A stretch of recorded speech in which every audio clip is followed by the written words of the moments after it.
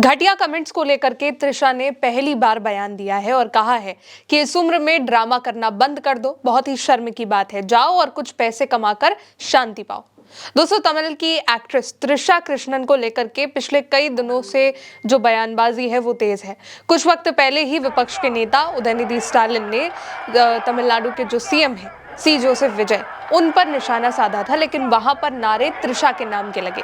इसके बाद उन्होंने कहा कि पानी कहीं पहुंचे या ना पहुंचे, वहां जरूर पहुंचना चाहिए। अब इस डबल मीनिंग बात को लेकर के टीवीके ने इसका विरोध किया और फिर टीवीके की शिकायत के बाद स्टालिन को पुलिस ने उनके चेन्नई वाले घर से हिरासत में ले लिया था। हालांकि बाद में उदयनिधि को जमानत मिल गई थी। इस मामले पर अब तृषा ने कहा है, जवाब दिया है। इससे पहले तृषा कृष्णन की ओर से इसको लेकर के कोई जवाब नहीं आया था जब ये काफी ज्यादा कंट्रोवर्सी हुई थी, लेकिन अब खुद तृषा ने इंस्टाग्राम पर पहला पोस्ट किया है और जवाब भी दिया है। तृषा कृष्णन ने अपनी स्टोरी में लिखा कि इस उम्र में इस तरीके की ड्रामेबाजी करना बहुत ही शर्मनाक है, जाओ थोड़े पैसे कमाओ और शांति पाओ। इसके अलावा तृषा ने एक और स्टोरी लगाई और इसमें तृषा ने लिखा कि उस जीवन से अभिभूत होना कितना सौभाग्यपूर्ण है जिसके लिए कभी आपने प्रार्थना की थी। हालांकि अब जो एक्ट्रेस की पोस्ट है उसमें उन्होंने किसी का नाम तो नहीं लिया तृषा ने, या किसी को लेकर के जिक्र भी नहीं किया, लेकिन मानना यही है कि एक्ट्रेस का इशारा यानी कि तृषा का इशारा उदयनिधि की तरफ था, क्योंकि उन्होंने विजय से जोड़ करके जो टिप्पणी करी थी और विजय से जोड़ करके तृषा के लिए जो वहां नारे लगे थे, उसके बाद पहला ऐसा क्रिप्टिक पोस्ट है तृषा की ओर से जिसमें उन्होंने इस तरीके की चीजों को शेयर किया है, जिसमें ये लिखा है कि इस उम्र में इस तरीके की ड्रामेबाजी करना शर्मनाक है, जाओ थोड़ा पैसा कमाओ और जाकर शांति पाओ।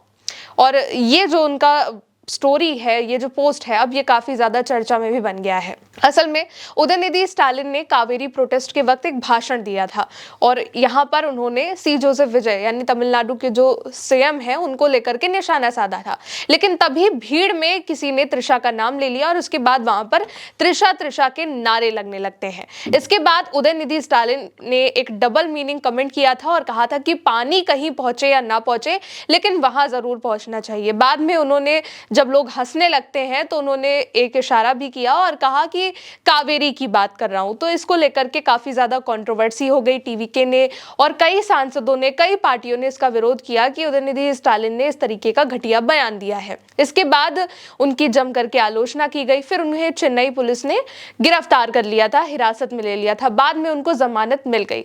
और तृषा का जो नाम है वो अक्सर तमिलनाडु के सीएम और एक्टर रहे थलापति विजय के साथ जुड़ता भी रहता है, इसलिए इसको लेकर के कंट्रोवर्सी काफी ज्यादा हो गई थी। फिर टीवीके की शिकायत के बाद उदयनिधि स्टालिन को हिरासत में लिया गया था।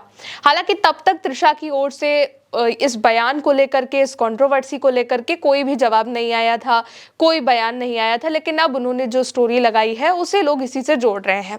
और अगर देखा जाए तो तृषा को विजय के करीबियों में गिना जाता है।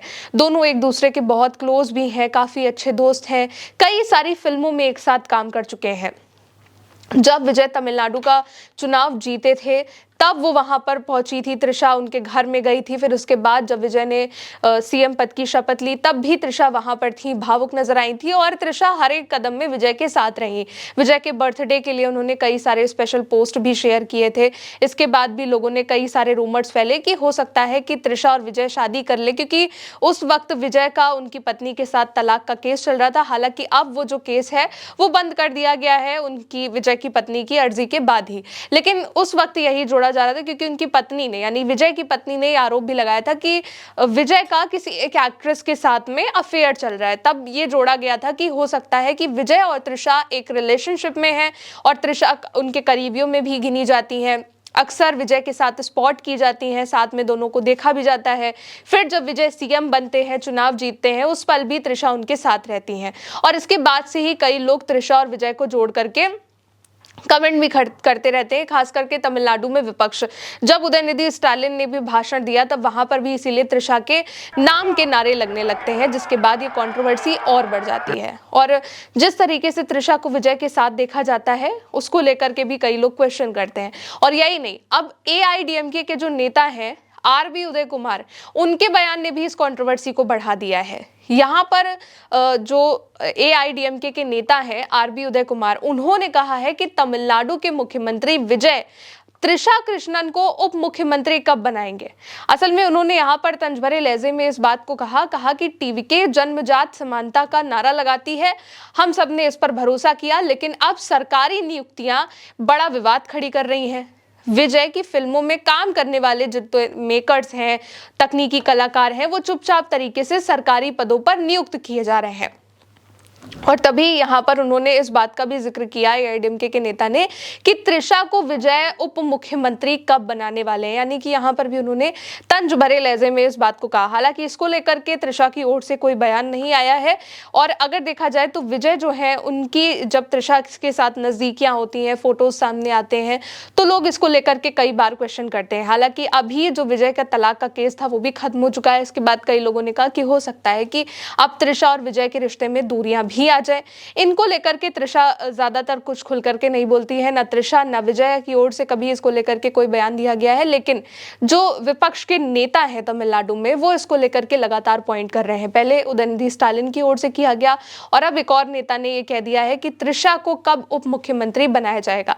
हालांकि इसको लेकर के टीवीके की ओर से भी अभी कोई खास टिप्पणी सामने नहीं आई है, लेकिन मेन बात यह है कि त्रिशा ने उनके ऊपर जो बयानबाजी हुई, उन्हें और विजय को जोड़ करके जो कुछ कहा गया, पोस्ट सामने आते हैं लगातार, जो बयानबाजी हुई, भाषण दिए गए, उसको लेकर के अब त्रिशा ने अपनी इंस्टाग्राम पर स्टोरी शेयर करी है। माना यह जा रहा है कि वो उदयनिधि स्टालिन के लिए ही थी, जिसमें यह लिखा हुआ है कि इस उम्र में इस तरीके की ड्रामेबाजी करना शर्मनाक है। फिलहाल अभी के लिए इस खबर में इतना ही। आप देखते रहिए उल्टा चश्मा यूसी। नमस्ते।